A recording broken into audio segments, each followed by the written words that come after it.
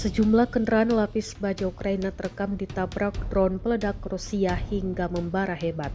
Rekamannya diunggah di Telegram pada Rabu 18 Desember 2024. Dalam keterangan unggahan disebutkan, inilah beberapa aksi operator drone FPV angkatan bersenjata Rusia di jalur kontak tempur. Kendaraan Ukraina yang terparkir maupun yang bergerak menjadi sasaran serangan drone Rusia. Belum diketahui total kerugian dalam serangan ini. Kendati demikian, rekamannya kini telah menuai berbagai komentar dari warganet. Dan diketahui hingga kini, perang antara Rusia dan Ukraina telah memasuki hari ke-1029.